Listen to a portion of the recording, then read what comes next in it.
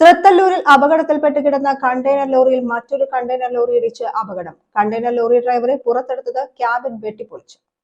Thrithallur KTS കമ്പനിക്ക് സമീപം ശനിയാഴ്ച പുലർച്ചെ 1 മണിയോടെയാണ് അപകടം.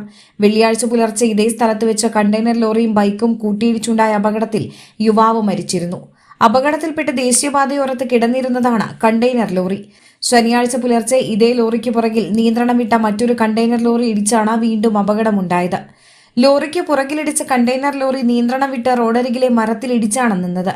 അപകടത്തിൽ കണ്ടെയ്നർ ലോറിയുടെ മുൻഭാഗം പൂർണ്ണമായും തകർന്നു. അപകടത്തിൽ ക്യാബിനുള്ളിൽ പരിക്കേറ്റു കുടുങ്ങിയ നിലയിലായിരുന്നു ഡ്രൈവർ പത്തനംതിട്ട അടൂർ സ്വദേശി പാപ്പച്ചൻ. തുടർന്ന് സ്ഥലത്തെത്തിയ നാട്ടിക ഫയർഫോഴ്സിന്റെ നേതൃത്വത്തിൽ 1.5 മണിക്കൂർ നീണ്ട പരിശ്രമത്തിനൊടുവിൽ ക്യാബിൻ വെട്ടിപ്പൊളിച്ചാണ് ഡ്രൈവറെ പുറത്തെടുത്തത്.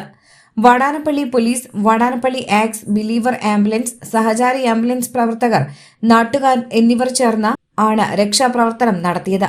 പരിക്കേറ്റ ലോറി ഡ്രൈവറെ ഉടൻ ഒളരിയിലെ സ്വകാര്യ ആശുപത്രിയിൽ പ്രവേശിപ്പിച്ചു.